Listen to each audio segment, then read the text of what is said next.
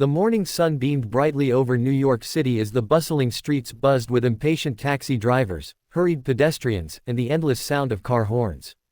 Inside the ABC studios on the Upper West Side, excitement and tension mingled in the air. Today's episode of The View promised something special. Country music legend Reba McEntire was set to appear as the featured guest. For weeks, producers had been teasing the interview, framing it as a candid conversation about Reba's new album, her decades-long career, and her upcoming Las Vegas residency. But behind the scenes, not everyone was excited. Rumors swirled that the outspoken hosts of The View had been preparing some particularly sharp questions, ones that had nothing to do with music. Reba arrived at the studio early, as was her habit.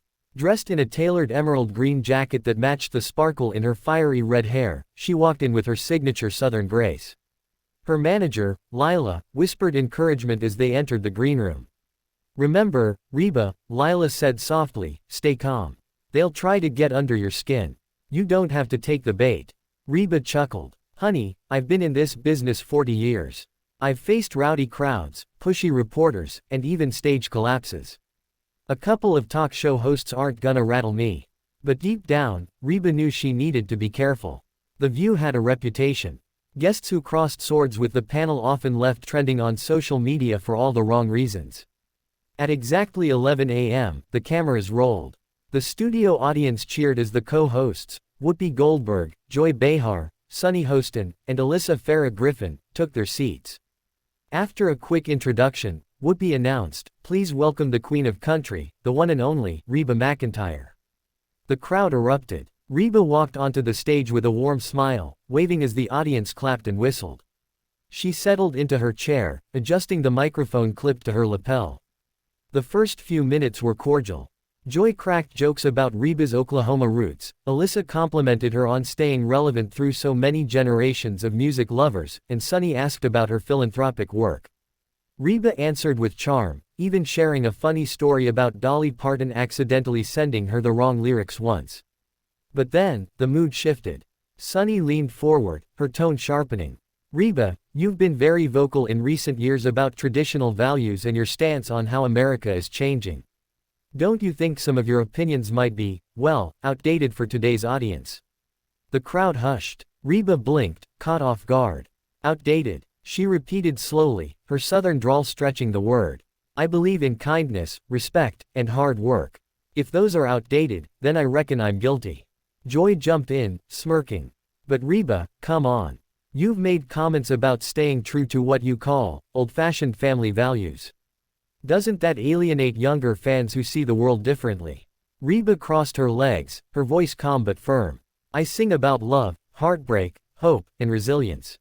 Those things don't have an expiration date. Folks from any generation can relate." The audience clapped in support, but Sunny wasn't done.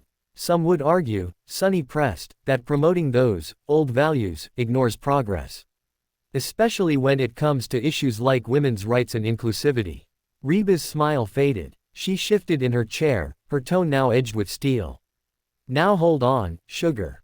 Don't twist my words. I've always supported women, and I believe everyone deserves respect, no matter who they are. What I stand for is not letting go of the roots that raised us." The tension grew palpable. Whoopi tried to intervene with a joke, but Reba leaned forward, unwilling to let the moment pass. "See, this is what frustrates me about shows like this," Reba continued. "You invite me here to talk about my music, my fans, and my career. But instead, y'all wanna paint me into a corner, like I'm some relic who don't belong in today's world. Well, I'll tell you something, my ticket sales say otherwise." The audience erupted into cheers and gasps. Joy raised her eyebrows, visibly taken aback. Sunny opened her mouth to reply, but Reba wasn't finished. "I've worked too hard, for too long, to sit here and be lectured like I'm a student in detention. If you wanted a fight, you should have warned me before I walked on this stage." The studio was electric. Whoopi leaned back in her chair, eyes wide, as the crowd began to chant Reba's name. Joy muttered something about overreacting, and that was the last straw. Reba unclipped her microphone, stood up, and said, "Ladies, I don't need this nonsense. Y'all have a good day." With that, she turned and walked off the set, leaving the co-host stunned and the audience roaring in disbelief. The cameras quickly cut to commercial. Behind the scenes, chaos erupted. Producers scrambled, crew members whispered nervously, and the co-hosts exchanged awkward glances. But one thing was certain, this moment would dominate headlines by nightfall. The commercial break at ABC's studio stretched on longer than usual. Crew members rushed back and forth, trying to piece together a recovery plan. Joy Behar leaned over to Sunny Hostin, muttering, "Well, that went south fast."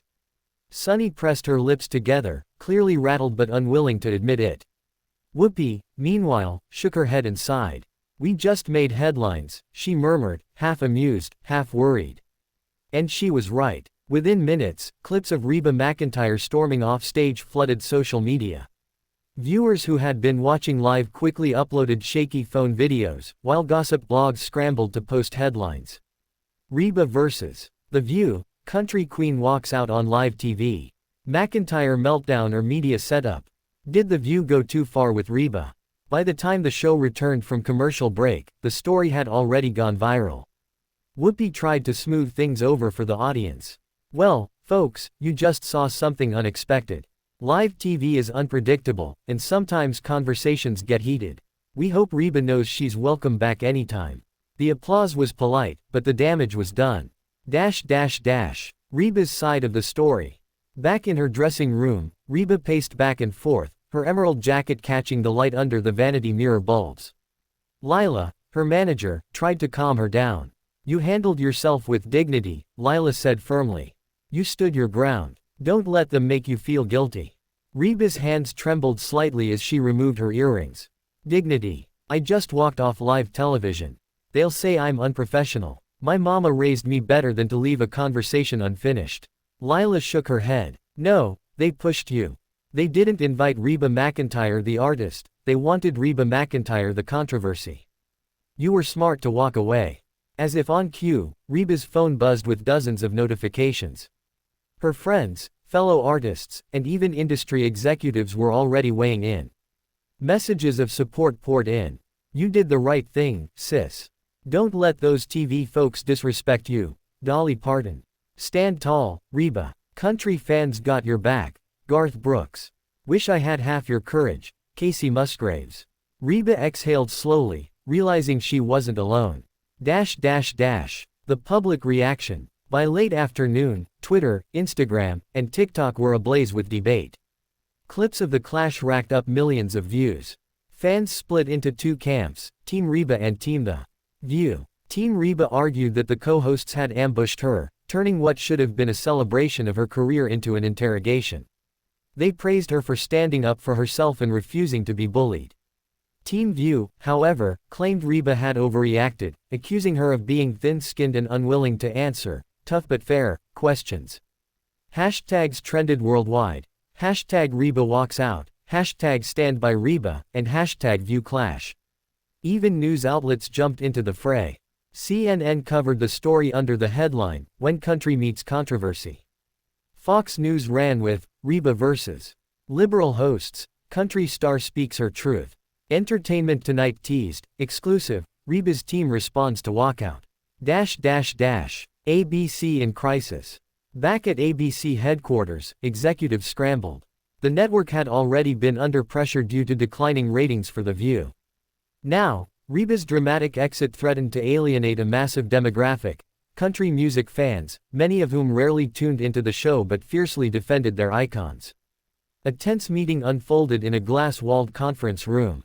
Producers replayed the segment, analyzing every word. "We can spin this," one insisted.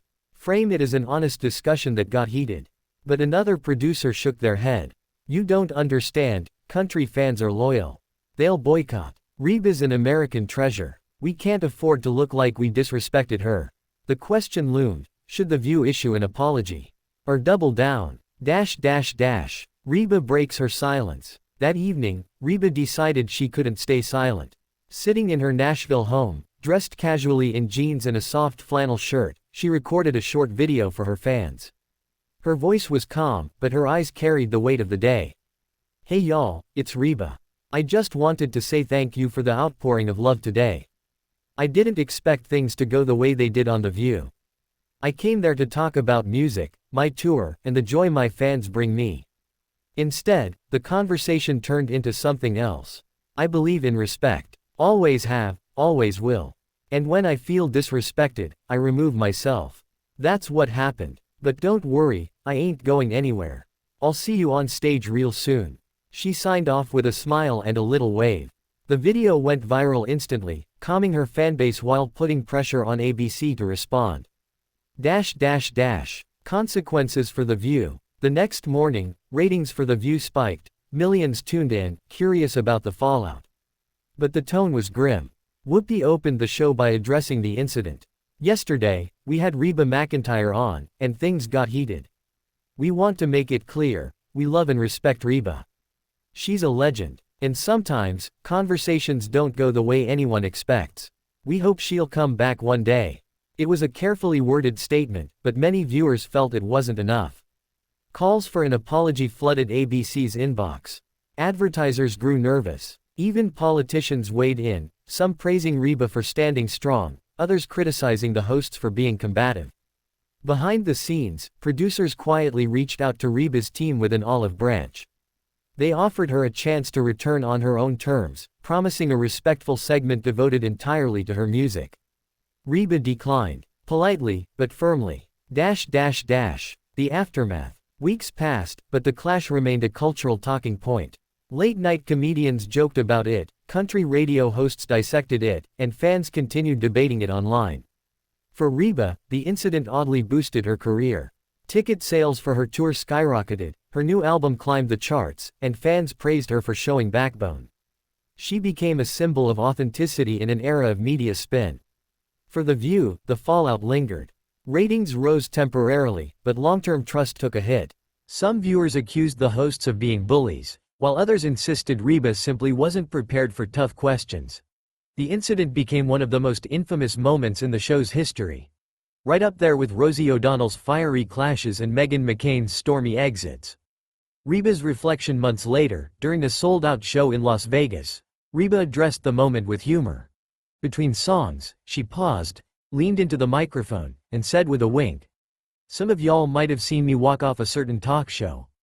I figured if they didn't want to hear me sing, I'd save my voice for y'all instead." The crowd roared with laughter and applause. Reba smiled, strummed her guitar, and launched into Fancy, her voice stronger than ever. She had turned a heated clash into a defining chapter of her legacy. A reminder that sometimes walking away isn't weakness, it's power.